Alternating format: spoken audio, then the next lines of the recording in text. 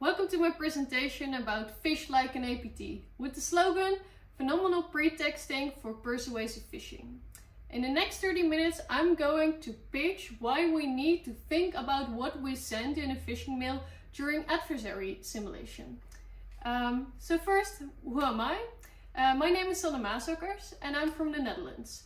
I think that's why my last name is so hard to pronounce, I guess. And I work in the red team and in the research and intel fusion team. So that means I do red teaming, but also advise companies about threat intel and write strategic reports. If I have to think about two things in my career, in the APT or phishing field, I think I have two things I'm really proud of. And first one is that I once successfully phished the white team. So during a red team we had to phish a couple of people, and I also sent one of the messages to one person of the white team so they know what we were doing. And that person, knew that we were going to send a phishing mail, but still thought this was a real and a legit one instead of the phishing mail we were about to send for the simulation. So that's really nice, I guess. And the second one is that I was the APT during the biggest cyber crisis exercise. It was last June and I had to create an attack for the well-known country Rasberia in the Middle East. So I had to make up the TTPs myself and had to create an attack targeting all governmental and vital organizations of the Netherlands. So that was really nice. Normally you do red teaming for one company and now it was 96. So it was really a milestone in my career so far. So, phishing during adversary simulation. We know that phishing is a commonly used technique to get initial access. Research showed that I think around 90% of attacks start with a phishing email with a weaponized document, for example. So if we look at the MITRE ATT&CK framework, we see that they have defined technique T1566, which is phishing, and has three sub-techniques. So the three sub-techniques are the spear phishing attachment. So it's a phishing mail with an attachment like a maldoc, for example, or a RAR archive, which is malicious. So you send an email to the victim, add an attachment, a victim opens the attachments, executes it, and then you infected the victim.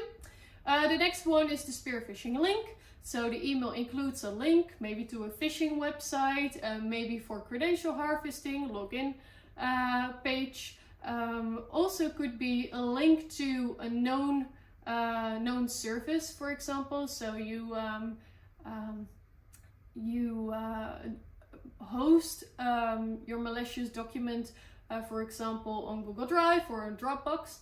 And the last one is spear phishing via a service. And I think you see that sometimes that attackers don't use email for delivering your payload or for your weapon, delivering your weapon, but also services like LinkedIn, Twitter, or Telegram.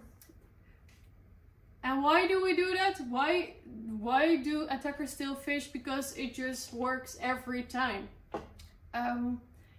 People still click on it. It has a great return on investment. So why would you not send a spear phishing email to target an organization? Because we, as humans, get a lot of email every day, and we have to decide every time whether it's a legit email or a phishing email. And we have to decide it in a split second. And in that split second, we have to check if it matches everything we got during our security awareness training.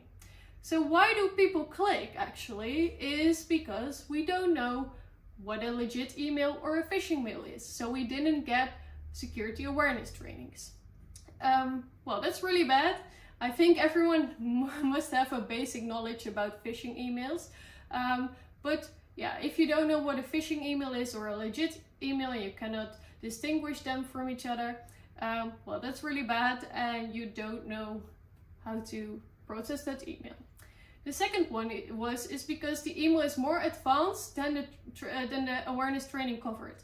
So what I see is that training in security awareness is sometimes really outdated. But also sometimes email is just way more advanced. They're very, very hard to distinguish from from a legit one. So yeah, your basic training is just not enough to see whether it's legit or not. And the last one is because you're just distracted at the moment. So yeah, maybe you know everything about phishing mails, but you're running kids around the house because you're working from home, they cannot get to school because of COVID-19. You have annoying colleagues in Teams meetings all day, and you still have to clear your inbox, or you didn't have your morning coffee yet, so you're not as sharp as you would like, and in that case, sometimes you click on something. So that's why phishing works. For example, by influencing as an attacker, influencing your emotions, you make easier decisions, or decision making is way easier because it associates new information with existing patterns you already know. So like a little bit like mental shortcuts. And by mental shortcuts, I do not mean these shortcuts, of course. So if you have a phishing email, you want to influence someone to click or to interact with the email, whether it's log in or download or whatever, give information. So the influence is based on the email itself. It's not only the text, there's way more than the text in the email itself. So it's about the link or the attachment. So how do you influence clicking on the link? Is it a domain name that is known? Is it something typo squatted, for example? Is it a legit service with hosted malware? Does it contain an attachment? Is that attachment named like an attachment that should be relevant for the recipient, for example? And next to that, we have the content. So next to the page, you have the content, how the mail is constructed itself, so the email body. So I'm talking about the language, what language was used, is the language also the used language in the organization, does it have a design, is it plain text, or is it a copied corporate identity from another known organization, or is it just neutral, and does it contain personal information? Sometimes you see that it has the correct salutation, so dear Miss Sanne Maasakkers, or sometimes it also has some personal information like your email or LinkedIn profile and such. So attackers also influence people by using personal information of that person they got from open source. And the last one is the context. So that's everything around the content and debate and the attachment. So that could be, who's the sender? Is it someone you know? Is it someone internal in your organization? Is it a colleague? Is it from a company you know? Or is it a company you should know or would know? Those are all the possibilities. What is the theme of the email? Is it a relevant activity? Or is it something you really like? Is it for a charity you really like? Is it about your hobbies? Is it about a recent event? Is it a timeless activity? Just like, here's my payslip, for example. And the goal. What is the goal of the attacker sending the message? Is it getting information by replying and sending you to a login page? Maybe get you a payment done or download an attachment somewhere. So it has different goals. So if you combine this all, you can create a framework. So that's this framework. I made this framework. Next to all these items I just named, one of the most important is the principle of influence. So you can apply principles of influence defined by Cialdini. He has defined 7 principles of influence. You can apply it to every part of an email. So the content, the context, and the debate, for example. So before I start telling about the principles of influence on APT phishing mails, I'm going to introduce you to 5 principles of influence in APT phishing mails. Well, Cialdini defined 7, but I think 5 are only suitable for email. So I'll show you a couple with a couple of examples. So the first one is reciprocation. And that means that if I do something for you, you do something for me back. Well, that's nice. So, that's why I want to offer you something, so you do something back.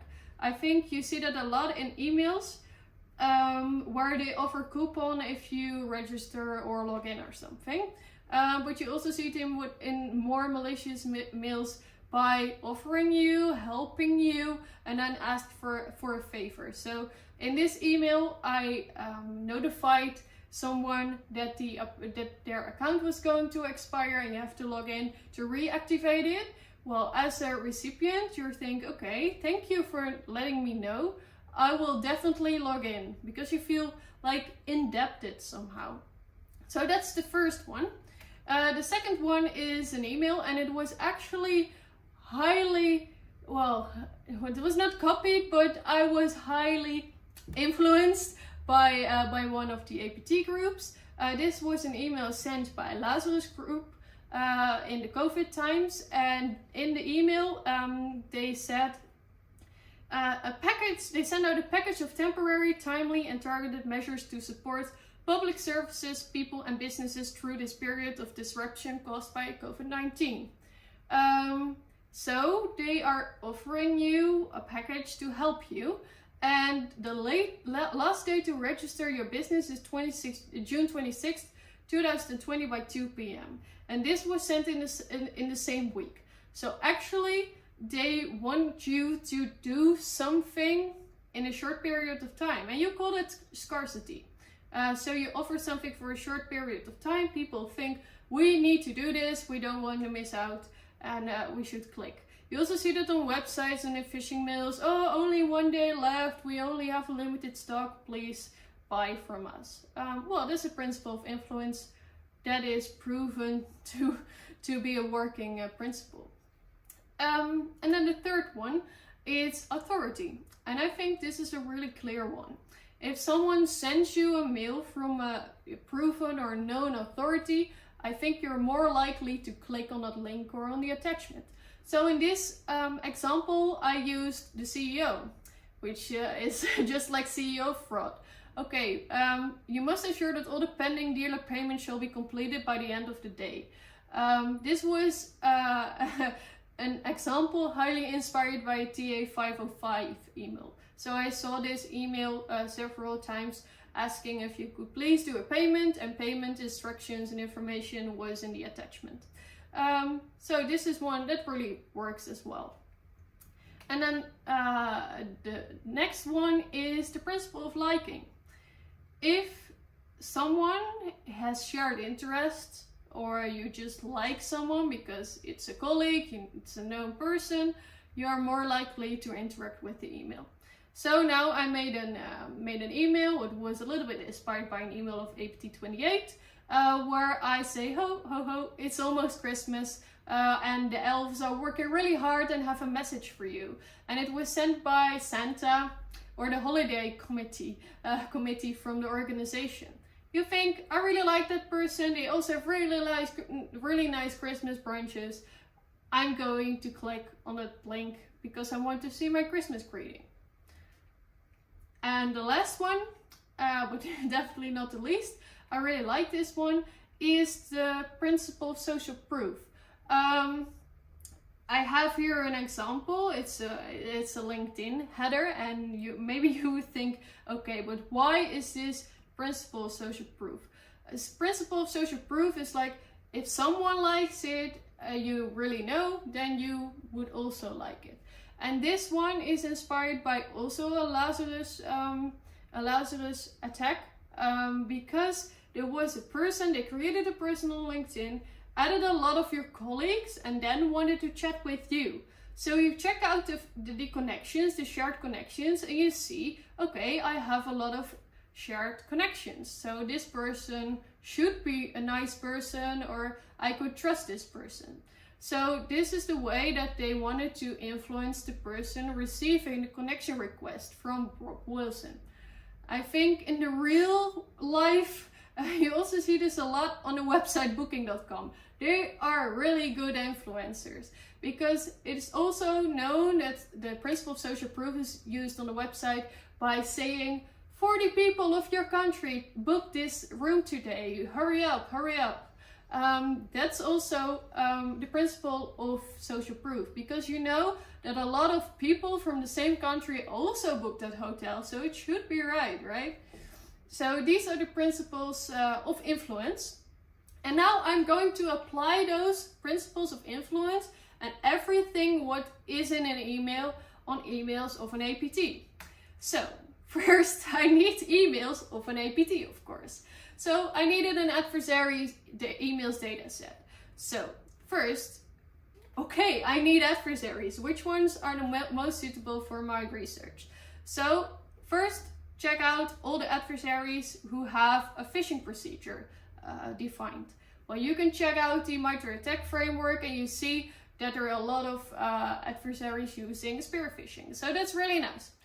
Second is, okay, I need to choose what kind of groups are interesting for my adversary emulation. So during a CBEST or a Tiber, you have to select a real threat for the organization. So I need a real threat for the organization. What are the most likely threats for an organization? That's the insider threat, a crime group, a nation state, and a nation state / proxy. Well, insider threat is not going to work if I want to do an adversary simulation. So I have crime groups and nation states left. So with this information and choosing multiple groups over the world, I came with TA505, APT28, APT40, and APT38.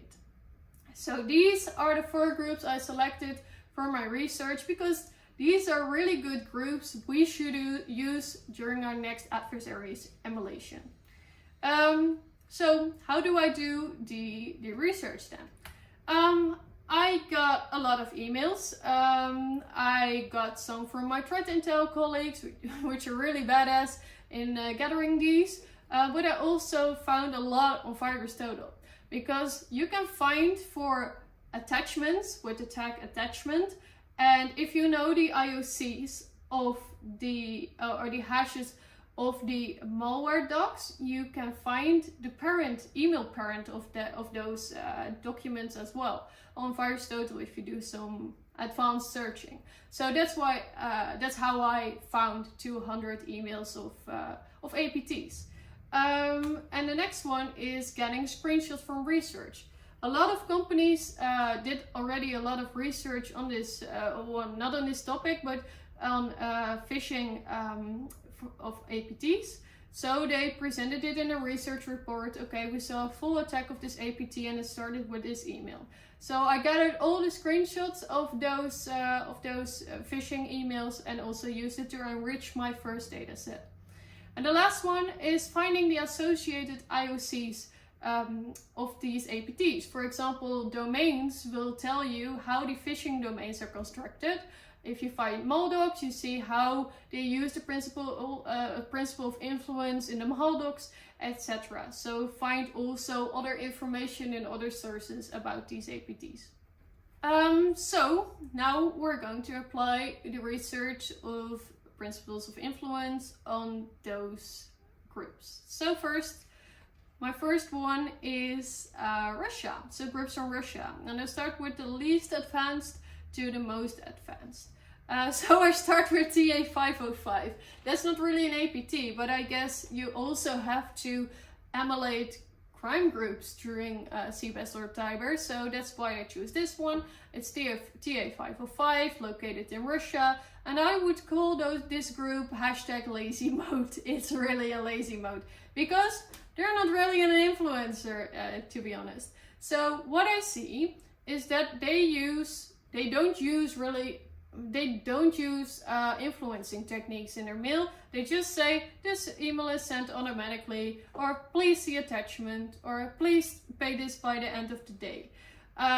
So yeah, maybe a little bit of scarcity, but not really that they are using the principles of influence in their mails. Also, what I saw is that emails are impersonal, can be sent to anyone, so there is no right information, personal information, right salutation, or whatever in the email. Next one, and I think that's really funny, the sender email address is not matching the sender name. What TA505 does is compromise a lot of email accounts and send emails from those compromised email accounts, so that they have the DKIM and the DMARC set correct, so it won't end up in your spam folder. So they send emails from those compromised accounts, but they change the sender names of it so it looks like it's the sender. And what they do is that they add HTML attachments or Maldocs as attachments, and sometimes they also host it on a website. I see this more nowadays with TA505 because it's really hard to evade the spam filters and virus scanners and stuff like that. So I have 3 examples of those emails where you can see the lazy mode with the sender email address and the sender name. So this is the first one, the second one, and the third one. And you see it's in all the 3 emails it's sent from Krishna Prasad, but the email addresses are different every time. So this is what TA505 does. Let's go to a more advanced one. And that's APT 28. And what I see in APT 28, that they use 2 main principles of influence. So that's principle of liking and authority. Because they are using an external company, a known company, copy everything from that and send emails. So they send with spoofed domain names, spoofed email addresses, for example, or they use authority by spoofing from an internal colleague or internal CEO or something. So they use the corporate identity of another organization like Google, or they just use plain text, or use the corporate identity used in the organization that they are sending from. And what I see is that they use domain names, which are type coded with predictable patterns. So for example, when you have a subdomain, they use their full name but replace the subdomain by a dash. So if you have the website onedrive.office365.com, they use the domain name office365-onedrive.com. So that's one. And they use the TLDs of a domain name in the domain name itself. So for example, when it's nato.int, they use nato-int.com to make it look legit. And next to that, they also use the regular typo squad kind of things, like using an R and an N to be an M, for example. So these are 2 examples. This is the first one, it's by Google. This is the one used to disrupt the Hillary Clinton campaign a couple of years ago in the USA. And this is the second one. Here you see that you use the principle of liking. Someone has the same interest. This is really on your, it's a known authority in the same area as where you work in. So they use it this kind of way. Then the next one, going over to China, I chose APT 40. Well, I don't know if they're still active if you see the news from last week's. So what do they use? They use the principle of liking and they pick relevant themes for the recipient. So they use the local news, they use activities and events in their emails. And those are the main theme of the phishing mails. So in order to do that, they do profiling of the victim by using open sources to get more information about the victim and enrich the email with that kind of information to make it more relevant.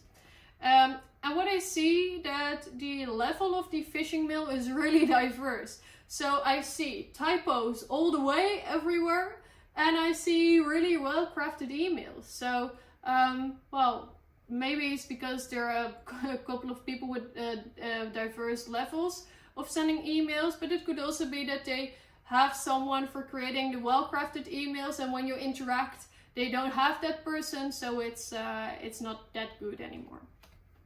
And what it is that they use Mailbox and attachment or hosted on Google Drive, for example.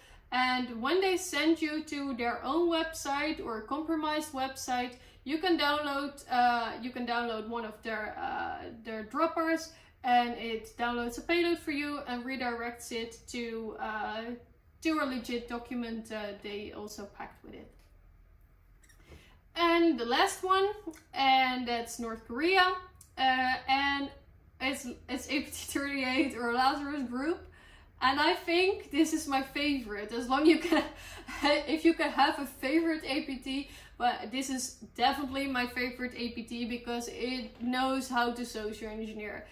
They are building full characters or impersonating real people to influence a person.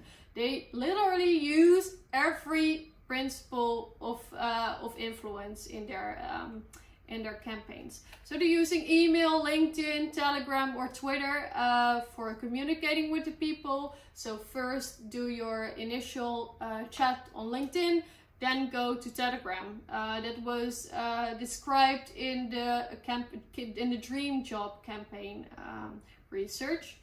They always use important value for the recipient. They target a lot of military organizations, so they really read a lot about military operations in order to make it more legit. They spoof email addresses or create an unknown company. So if you are a recruitment company, you can also just register a new domain name and call your recruitment company that way. So that's what they do. And they use Dropbox or OneDrive for delivering malware as well. And they are adapting to the language and form of speech, but it's not always flawless.